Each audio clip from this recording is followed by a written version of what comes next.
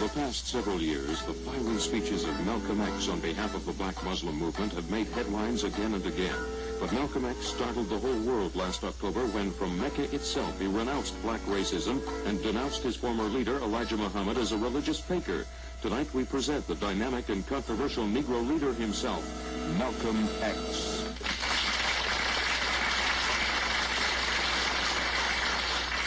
Another Hidden Challenger panel, and this time you're going after an international story. Gordon, may we start with you this time, please? 3 minutes. The story happened on a continent beginning and ending with the letter A. Yes. Was that Asia? Yes.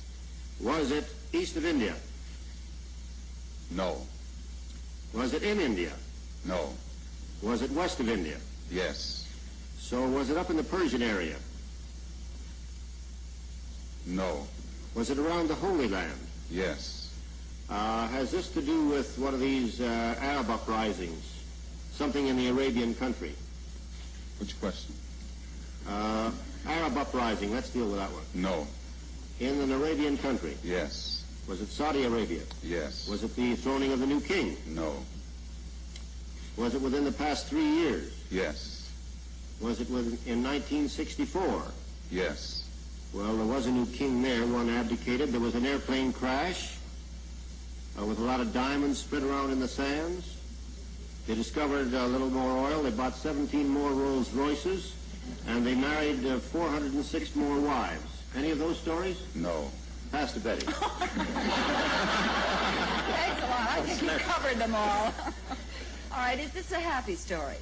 Yes. Is there any record or achievement involved? I don't know. Is there any money involved? No. Are you the central figure of the story? Yes. Are you a political figure? No. Are you a military figure? No. I don't know why that's getting a chuckle, but it is. Is there any loss of life in the story? You've talked of this being some kind of achievement, but is there any unpleasant aspect to the story? Partly. Partly. Pass to you, Charles. Well, were there any violence involved? Partly. Partly. Were you involved in the violence?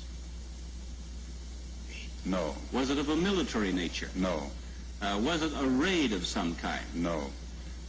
Did you get kidnapped or taken away in some, abducted in some way? No. Had it to do with a sports event? Did you involve No. yourself? Nothing like that. Well, you're giving us trouble here. Was there some exploration involved? Somewhat. Exploration. Partly. Were you looking for oil, say? No. You were not, but this got a chuckle also. Did you fall heir to a lot of money? No. Did you take some money off somebody else through some legal proceeding? No. Is this an archaeological story? No. Is there any political aspect to it? Partly. There's partly a political aspect. Is a discovery of some sort involved? Yes. Is a crime of some sort involved? Partly. Partly a crime, partly a discovery. Saudi Arabia. There is an element to this story geographically that you couldn't hope to understand without exploring some other areas, which is giving you the trouble. There's Yemen, there's Aden, there's the Bible. It just our guests made, in effect, this announcement from this particular place, but if you'd connected the United States, perhaps you would have gotten a little closer to it. But you will understand when you see our guest, Mr. Malcolm X, and the story is Malcolm Rejects Racist Doctrine in Mecca.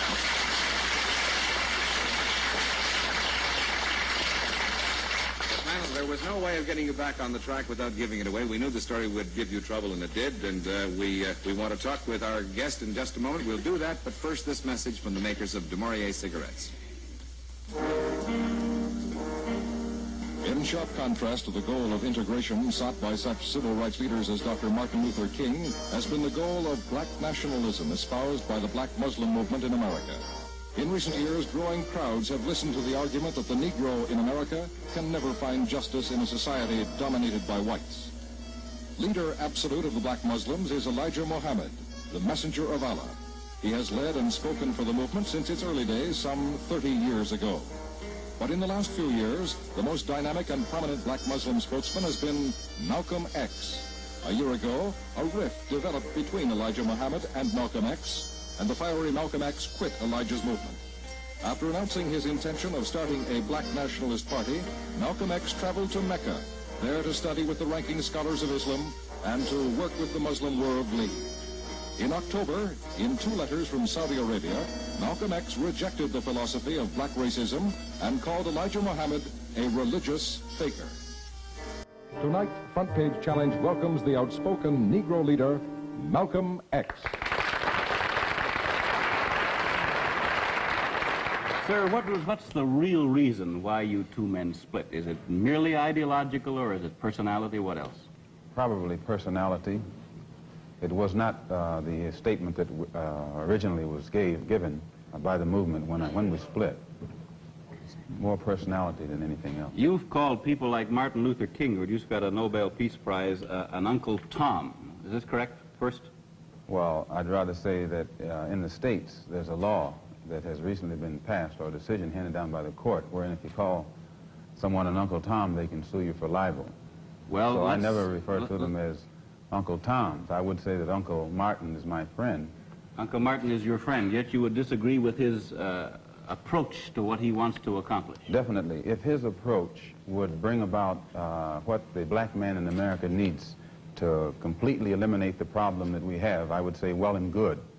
But I very much doubt that anyone who adopts the approach that Martin Luther King has been teaching to our people in that country can point to any meaningful gains that has actually served to solve the problem. Black Muslims have sometimes, whether you have or not, and I think probably you have sometimes, it seemed to me, been preaching hate to meet hate. I don't advocate any kind of hate. But there's a lot of talk that sounds very much like it. No, I think that the guilt complex of the American white man is so profound until when you begin to analyze the real condition of the black man in America, instead of the American white man eliminating the causes that create that condition, he tries to cover it up by accusing his accusers of teaching hate. But actually, they're just exposing him for being responsible for what exists. Well, that's something of an argument, but I've heard speeches made by some of the people of your group. I think I've heard you make speeches. It seemed to me that you were advocating what I would have to describe, I think, as violence to meet the serious injuries that have been done your people, with which I totally agree. I don't call that violence. I don't in any way encourage black people to go out and initiate acts of aggression indiscriminately against whites. But I do believe that the black man in the United States, and any human being, anywhere, is well within his right to do whatever is necessary, by any means necessary, to protect his life and property, especially in a country where the federal government itself has proven that it is either unable or unwilling to protect the lives and property of those human beings. Just before Pierre takes it, you've got a pretty good fighter in the world's heavyweight champion lined up with you to help out. Yes, Pierre. Well, Mr. X, I guess I call you that. Is that the proper appellation, yes. Mr. X? I'm wondering if you still believe, as I think you certainly did at the time you were allied to the black Muslim movement, in a segregated black nation in North America. I don't believe in any form of segregation or any form of racism. I'm against any form of segregation and against racism. Am I right in saying that the black Muslim movement, which you have left, did believe in that? Well, Elijah Muhammad taught his followers that the only solution was a separate state for black people. And as long as I thought he genuinely believed that himself, I believed in him and believed in his solution. But when I began to doubt that he himself believed that that was feasible, and I saw no kind of action designed to bring it into existence or bring it about, then I turned in a different direction. Are you still a Muslim yourself? Oh, yes. I'm a Muslim. I believe in the religion of Islam, which believes in brotherhood, complete brotherhood of all people. But at the same time that I believe in this brotherhood, I don't believe in forcing my desire for brotherhood upon those who aren't willing to accept it. Of course, I think the Christians would say that they also believed in brotherhood. What did you say to that? I'd say they believe in it, but don't practice it. Well, that'd be a pretty good answer. Sir, when the muezzin goes up in the minaret twice a day, he cries to the world, there is but one God, and he is Allah. Do you deny that there is a Christian God? The muezzin does this 5 times a day. 5 times, and I only heard him twice. Well, you were fortunate to hear him twice. But he does this 5 times a day, and the same God that he says that he expresses the existence of is the God that the Christians profess to believe in themselves, and the God that the Jews believe in. One God, the creator of the universe. The Muslims believe in the God that created the universe, and I think the Christians do, and the Jews do. Now, as long as all of them are talking about the Creator, the Jews may call him Jehovah, and Christians may have another name for him. Those who are Arabic-speaking refer to him as Allah. Well, we believe in the same God. Now, as the Muslim religion advances in the United States, are you modernizing it or sticking with the old faiths? For example, the complete segregation of the sexes. I think that everything today on this earth is being modernized. Religious principles and practices, as well as political and other things. Now, when you went to Mecca, this is a very sacred and forbidden city. I tried to get to Mecca myself and certainly didn't make it, not being a Muslim. But how would they accept you as one? You're an American. There are few American Muslims. This is true, and by being an American and not having not being able to speak the Arabic language, I did strike a snag, a very serious snag, but I was fortunate to have been pretty well known by the officials in Arabia, and they knew too that I had accepted Orthodox Islam. It had been highly publicized in the paper, and I became a guest of the state. I was a guest of Prince Faisal, the present King Faisal, and they made it possible for me to go before the committee, Hajj committee or Hajj court, who examines you and asks you questions about your belief, and if you pass it, then you are okay to go to Mecca. But it's you would true. have to have a translator then. I had one. Then realizing that our problem in America, that we are black Americans, and we have a problem that goes beyond religion, we formed a group known as the Organization of Afro-American Unity. And the objective of this organization, it's non-religious, number one. Any Negro can belong to it. And the objective of that organization is to bring about a condition that will guarantee respect and recognition of the 22 million black Americans as human beings. We feel that the problem, number one, of the black man in America is beyond America's ability to solve. It's a human problem, not an American problem or a Negro problem. And as a human problem or a world problem, we feel that it should be taken out of the jurisdiction of the United States government and the United States courts and taken into the United Nations in the same manner that the problems of the black man in South Africa, Angola, and other parts of the world, and even the way they're trying to bring the problems of the Jews in Russia into the United Nations because of violation of human rights.